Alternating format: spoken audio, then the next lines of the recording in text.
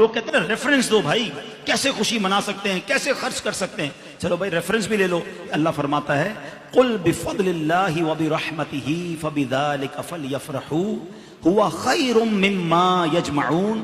11واں پارہ سورہ یونس آیت نمبر 58. ٹھیک ہے، یاد کر لینا. اس کا ترجمہ کیا ہے؟ ترجمہ بھی کیا اعلیٰ حضرت نے کیا. تم فرماؤ اللہ ہی کے فضل اور اسی کی رحمت اور اسی پر چاہیے کہ خوشی کریں، وہ ان کے سب دھن دولت سے بہتر ہے. اللہ کی رحمت اور فضل پر خوشی کریں تو سب دھن دولت سے بہتر ہے. اچھا پھر اللہ کی کوئی بھی رحمت ہو تو خوشی کرنے کا حکم ہے، تو جو سب سے بڑی رحمت ہو. کل ایک عالم کی تقریر سن رہا تھا، وہ کہنے لگے میلاد قرآن سے ثابت. دلیل کہتے ہیں اما بنعمت رب کا فحدث، رب کی نعمتوں کو عام کرو. تو نبی پاک سے بڑی نعمت کون سی؟ آپ کی پیدائش سے بڑی نعمت کون سی ہے؟ تو رب کی نعمت کا چرچا کرو. تو یہ دلیل ہے میلاد کی. پھر انہوں نے سورۃ یونس کی ایک آیت پڑھی، قل بفضل اللہ وبرحمتہ فلیفرحوا. اللہ کے فضل اور رحمت پہ مومنوں کو خوش ہونا چاہیے. تو نبی پاک سے بڑی رحمت کون سی ہے؟ اس پر خوشی منانی چاہیے. تو یہ قرآن سے دلیل ہے. آگے جا کے فرماتے ہیں چلو یہ صحابہ نے کام نہیں کیا تو یہ بدعت حسنہ ہے. بدعت حسنہ ہے. میں نے کہا مولانا آپ کے ہونٹوں کو چوم لینے پہ دل کرتا ہے. اتنی زبردست دلیل قرآن سے ثابت ہے اور پھر بنتی کیا ہے؟ وہ جو چیز قرآن سے ثابت ہو وہ تو فرض ہوتی ہے، واجب ہوتی ہے. میاں قرآن سے ثابت بھی ہے اور ہے بدعت، اچھی بدعت، بدعت حسنہ. میرے آقا نے فرمایا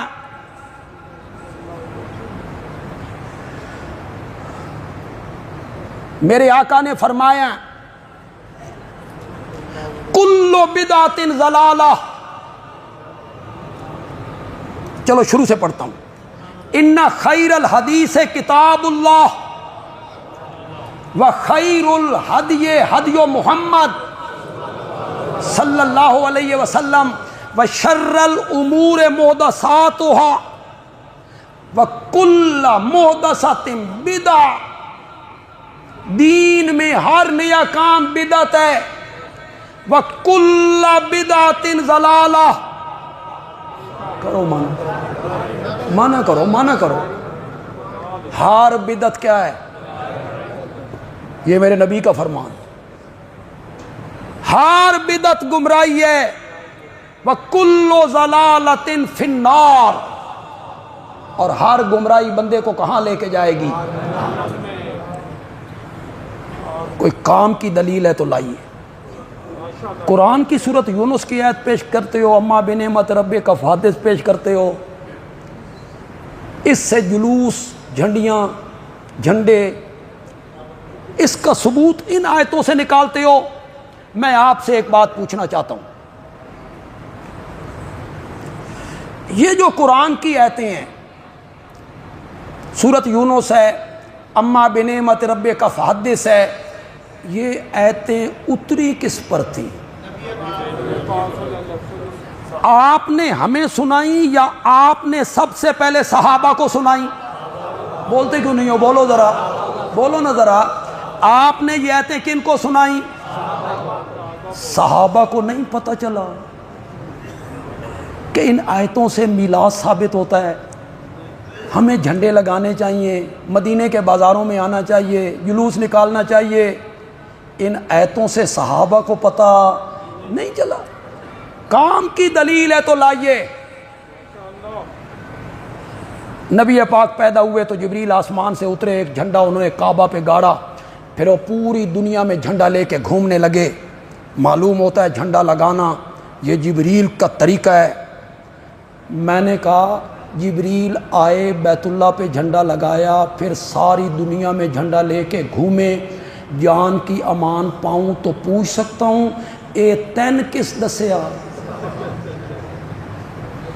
تجھے جبریل بتا کے گیا ہے یا تجھے رب نے بتایا ہے؟ ذریعہ تو صرف ایک ہے اور وہ میرا نبی ہے۔ اس چیز کو بیان کیا ہوگا تو میرے نبی نے کیا ہوگا نا، اور صحابہ کے سامنے کیا ہوگا، تو پھر صحابہ کو بھی 12 ربیع الاول کے دن یہ سارے کام کرنے چاہیے تھے، جبریل کی یہ سنت ادا کرنی چاہیے تھی۔ کوئی کام کی دلیل ہے تو لائیے۔ بس ایک بات یاد رکھیے، کوئی دین میں کوئی نیا کام جو میرے نبی نے نہیں کیا اور صحابہ سے اس کا ثبوت نہیں ہے، وہ کام دین نہیں ہے۔ بس نوٹ کر لیجیے، وہ کام دین نہیں ہے، وہ کام شریعت کے مطابق نہیں ہے۔